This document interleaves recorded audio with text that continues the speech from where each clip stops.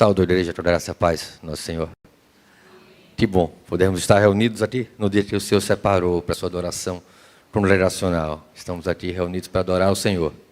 Temos feito isso, vamos continuar fazendo agora, debruçados em torno da sua palavra, que nós possamos aprender da palavra do Senhor. Eu quero convidá-los a abrir suas Bíblias lá no livro do profeta Jeremias.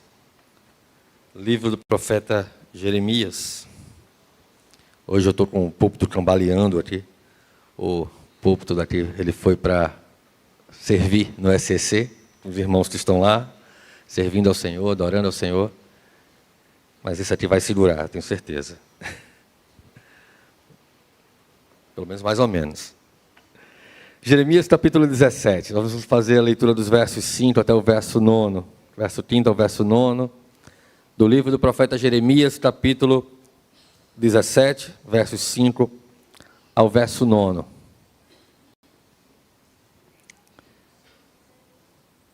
Diz assim a palavra do Senhor. Assim diz o Senhor: maldito o homem que confia no homem, faz da carne mortal o seu braço e aparta o seu coração do Senhor. Porque será como o arbusto solitário no deserto, e não verá quando vier o bem, antes morará nos lugares secos do deserto, na terra salgada e inabitável. Bendito o homem que confia no Senhor, e cuja esperança é o Senhor, porque ele é como árvore plantada junto às águas, que estende as suas raízes para o ribeiro, e não receia quando vem o calor, mas as suas folhas ficam verdes, e no ano da sequidão não se perturba, nem deixa de dar fruto. Enganoso é o coração, mais do que todas as coisas, e desesperadamente corrupto. Quem o conhecerá? Eu, o Senhor, esquadrinho o coração, eu provo os pensamentos, e isto para dar a cada um, segundo o seu proceder, segundo o fruto das suas ações. Vamos fechar nossos olhos, vamos orar. Eu queria convidar as crianças à frente. Elas seguirão para as suas classes, nós estaremos aqui reunidos no templo. Peço que a igreja mantenha suas Bíblias abertas no livro de Jeremias. Nós vamos orar nesse momento. Deus tenha misericórdia deles, que eles possam aprender e crescer diante da palavra do Senhor. Deus tenha misericórdia de nós, que a sua palavra possa encontrar lugar em nossos corações. Nós possamos ter a compreensão clara daquilo que a palavra de Deus nos revela, e assim possamos ser por ela abençoados e moldados.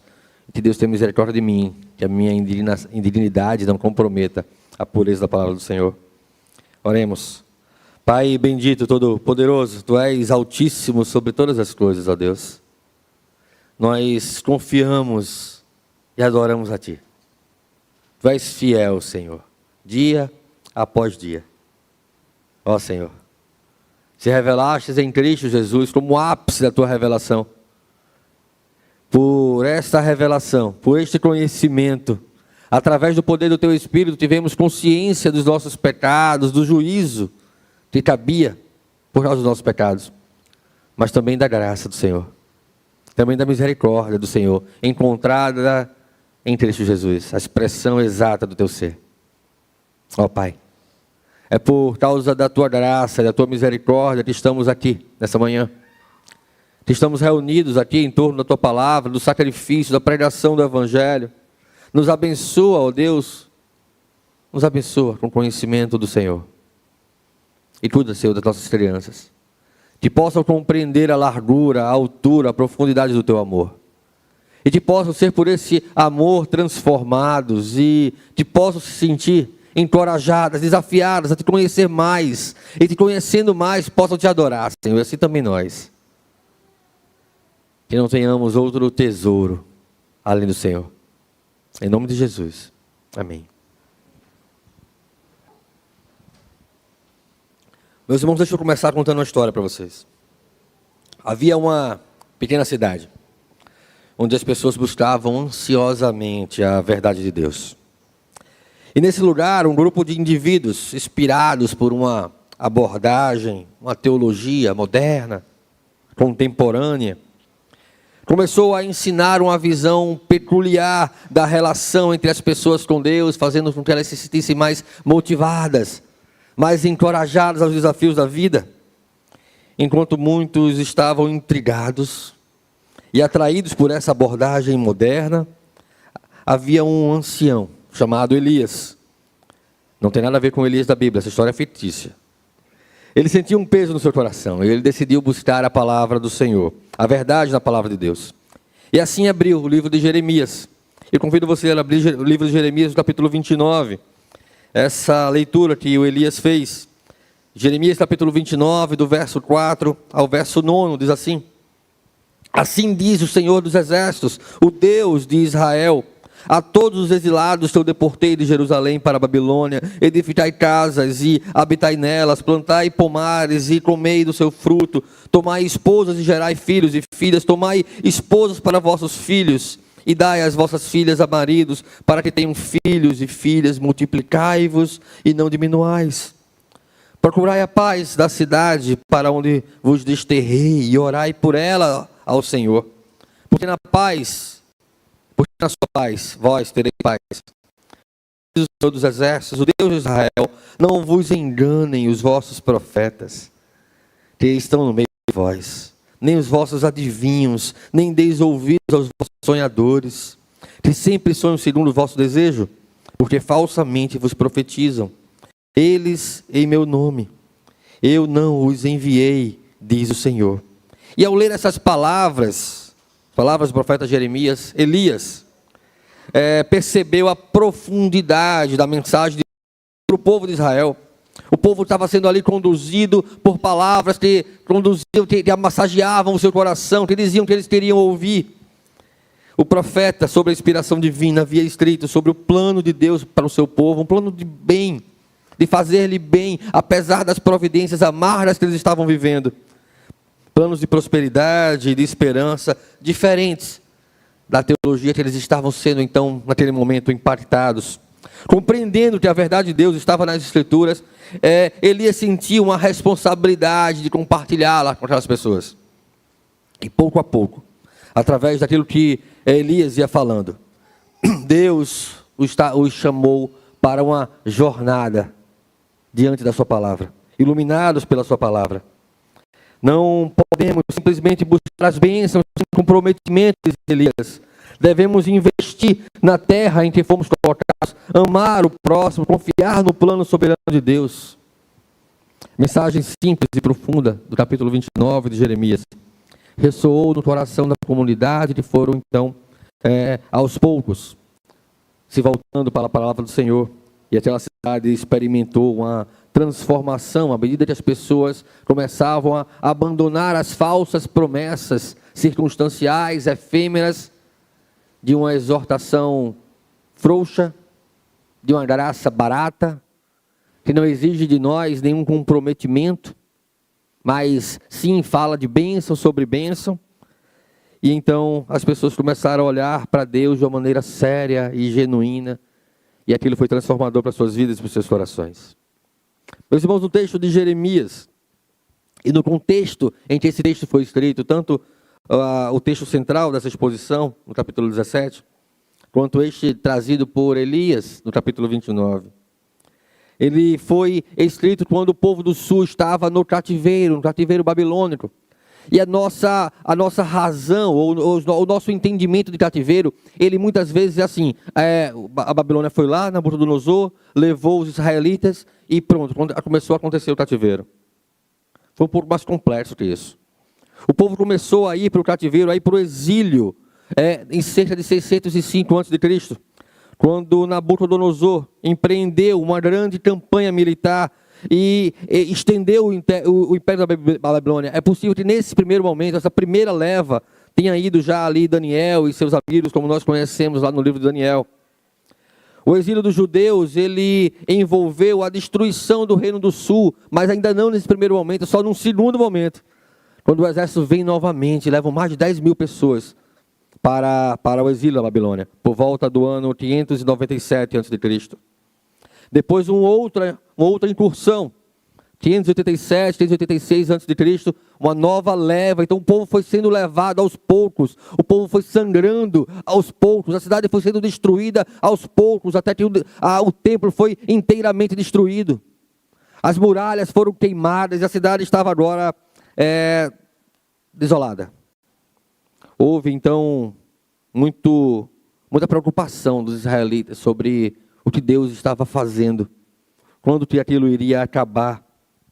A causa que levou os israelitas a sofrerem o cativeiro começou muito antes dos exílios, quando Salomão começou a tomar para si esposas estrangeiras e adorar, se prostrar diante dos deuses delas.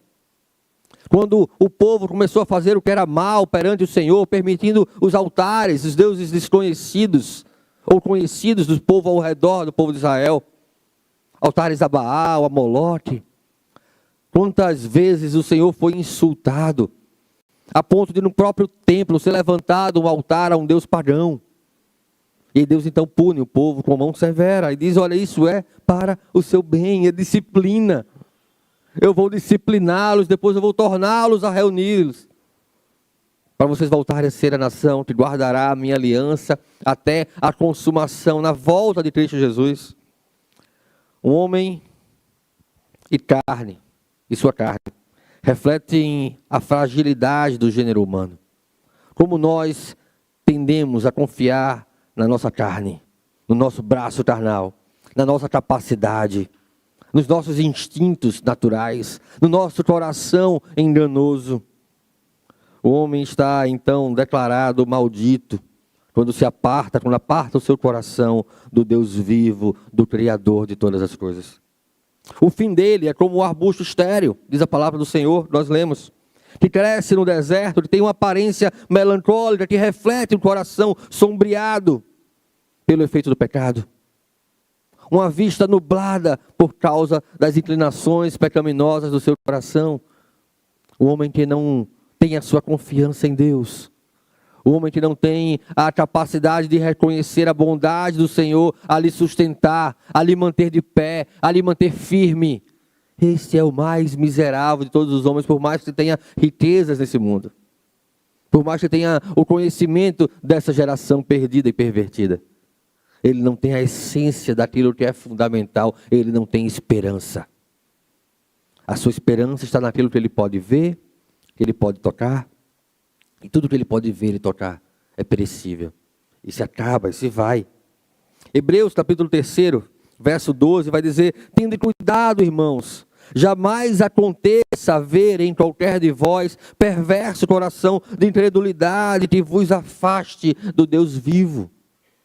Esse é o maior perigo, quando nós nos sentimos fortes demais, capacitados demais, seguros demais, ativos demais na igreja, é quando relaxamos e o nosso coração começa a ser tomado pela incredulidade, porque o que nós confiamos é na nossa capacidade, o que nós confiamos é na nossa habilidade de fazer as coisas. Quanto mais conhecimento, quanto mais técnica você tem, menos você depende do Senhor, você acha que depende do Senhor. Mas você confia no seu próprio braço. E a palavra de Deus diz: maldito o homem que confia no próprio braço e que afasta o seu coração, Deus vivo. Aquele que deposita sua confiança no homem será como o pasto do deserto, uma árvore sem folhas, um triste arbusto produzido por um solo estéril, inútil, sem valor. Mas os que confiam no Senhor, esses se renovarão. Esses, apesar da sequidão do contexto à sua volta, suas folhas estão sempre verdes. A alegria daquele que confia no Senhor não está nas circunstâncias.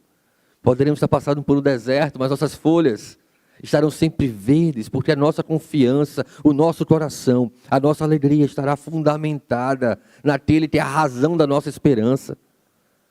Nós passamos pelas mesmas dificuldades, qualquer pessoa que não conhece a Deus.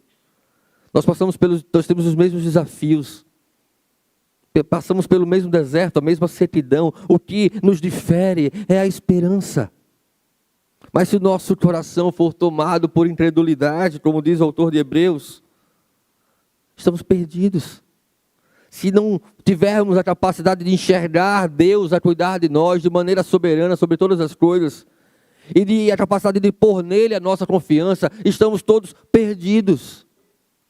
Vamos murchar, vamos secar, porque a nossa esperança se foi, ela estava no nosso conhecimento, na nossa habilidade, na nossa capacidade. Vivemos em uma cultura que julga as Escrituras, Uma cultura que atribui à palavra de Deus a necessidade de se modernizar, de se contextualizar. E nós somos tentados a moldar a palavra, o conhecimento de Deus, a nossa igreja, ao gosto do freguês. Vamos fazer uma igreja assim, para agradar esse grupo de pessoas, uma igreja assado, para agradar aquele outro. E aí vamos moldando Deus e a palavra do Senhor, para agradar as pessoas. Quando as Escrituras, na verdade, são a lente com a qual nós precisamos enxergar o mundo à nossa volta. A palavra do Senhor é, na verdade, aquilo que julga a cultura, e não é julgada por ela. Que julga os valores desse mundo tenebroso, os valores dessa geração que vive como se não houvesse amanhã, como se não houvesse a necessidade de prestar contas de seus atos. A palavra do Senhor julga o coração de cada um. Mas aqueles sobre os quais o sangue de Cristo tem efeito para a salvação, esse tem a sua liberdade assegurada pelo poder do Espírito Santo, pois não será condenado para a morte, porque Cristo pagou o preço por nós. Certamente, alguns de vocês, eu já fui tentado a interpretar a Bíblia a partir da minha visão de mundo, a partir do meu conhecimento, a partir da força do meu braço. Então, tinha meus próprios textos preferidos, enquanto não gostava de falar sobre alguns outros assuntos. Gostava de algumas palavras que confirmavam aquilo que estava no meu coração, meu desejo, mas não gostava de outros que exortava as minhas inclinações. Será que você já passou por isso? Não quero ler a Bíblia hoje não, porque eu estou querendo fazer isso, e eu sei que não condiz com aquilo que Deus quer. Eu não vou para a igreja não, as pessoas vivem o tempo todo dizendo que eu não sou assim, que eu não sou assado, que eu não estou comprometido, que eu não estou participando. Eu não quero ouvir essa mensagem, não, sobre esse tema não, porque é um tema delicado para mim, então não vamos tocar nessas coisas aqui não. A gente pede para que Deus transforme a nossa vida, mas quando Deus começa a mexer, a gente faz, não, Senhor, não toca nisso não, aqui não. Toca nesse outro lado, aqui está tranquilo. Não há 1 centímetro da nossa existência que Deus não declare, é meu.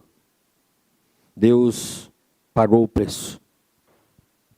Preço alto. O seu Filho, o próprio Deus, assumiu a carne de um corpo para sacrificá-la por nós. Esse Deus que me amou a esse ponto é o Deus que me sustenta, e é nele em quem eu ponho minha confiança. Eu não posso pôr em nenhum outro lugar, porque em nenhum outro lugar eu vou encontrar um poder e um amor desse tamanho. Jeremias 29, versos 11 a 13, vai dizer, palavra do Senhor: eu é que sei que pensamentos tenho a vosso respeito, diz o Senhor. Pensamentos de paz e não de mal, para vos dar o fim que desejais, então me invocareis. Passareis a orar a mim e eu vos ouvirei, buscar-me-eis e me achareis, quando me buscardes de todo o vosso coração. E aí o texto continua: serei achado de vós, diz o Senhor. Encontraremos o Senhor quando buscarmos o Senhor de todo o coração. Talvez em nossa adoração superficial estejamos nos sentindo tão distantes de Deus. Talvez em nossas orações mecânicas não estejamos nos sentindo próximos o suficiente do Senhor a reconhecer a sua palavra, a nos conduzir. Buscar-me-eis e me achareis, quando me buscardes de todo o vosso coração. Quando aprenderem a abrir mão de sua própria vontade, quando aprenderem a reconhecer a sua necessidade, Senhor, quando aprenderem a perceber a nossa total dependência do Deus que me amou, a ponto de entregar o próprio Filho por me amar. Aquele que não poupou o próprio Filho, escreve Paulo, capítulo 8 de Romanos, verso 32. Aquele que não poupou o próprio Filho, antes por nós o entregou, não nos dará nele todas as coisas que precisamos? Será que Deus não nos sustentará? Quem nos condenará, se é Deus que nos justifica? Quem será contra nós, se Deus é por nós? Meus irmãos, vamos passar por dificuldades. Todos os dias, diz a palavra do Senhor, somos entregues como ovelhas ao matadouro. Mas em Cristo somos mais do que vencedores. E talvez isso não tenha relação com uma mudança nas circunstâncias. Talvez as circunstâncias continuem duras. mas tem uma relação profunda com a mudança no meu coração. Porque a maneira que eu vou enxergar as circunstâncias serão completamente diferentes. A minha motivação, a minha alegria não estará numa mensagem motivacional, de autoajuda, me fazendo buscar o meu eu interior, a minha energia, a minha força, mas buscar no Senhor, confiar no Deus vivo, pôr nele a minha esperança e o meu coração, e não em minhas próprias capacidades. Olhemos atentamente para as circunstâncias de nossas vidas, por mais difíceis e desanimadoras que elas pareçam, por mais dolorosas, por mais perdas que tenhamos enfrentado em nossas vidas, por mais que tenhamos tido sofrimentos e amarguras e frustrações, Deus não poupou o seu próprio Filho, porque foi esta a maneira que Ele usou para nos poupar.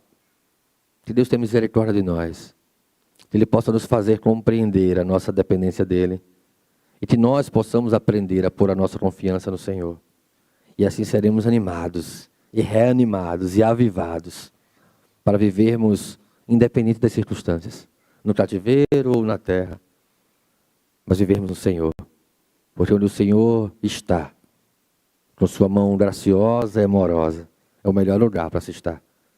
Por isso nós andamos alegres, por isso a nossa felicidade não consiste naquilo que está acontecendo naquele momento, mas na esperança daquilo que acontecerá por toda a eternidade, na glória eterna dos céus.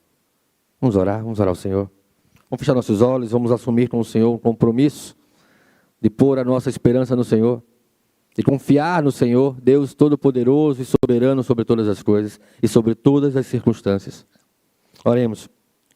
Pai bendito, Todo-Poderoso Deus, Tu és, Senhor Altíssimo, sobre todas as circunstâncias de nossas vidas, Pai. Se há alguém com dúvidas, se há alguém que as incertezas estão nublando a sua vista, a sua percepção do teu agir, ó Senhor, trata no seu coração. Mostra-lhe que o seu coração é enganoso, desesperadamente corrupto. Que o seu coração buscará a inclinação conforme a sua força e a sua miopia. Mas que o Senhor pode transformar corações. E aquele que estiver ansioso, que possa colocar a sua ansiedade diante do Senhor, com oração, súplica, mas com ação de graças, crendo sobre quem está pondo. E então que a paz de Deus, que excede todo o entendimento, guarde o seu coração e a sua mente. Que a paz de Deus, que excede todo o entendimento, guarde o nosso coração e a nossa mente. Em nome de Jesus. Amém.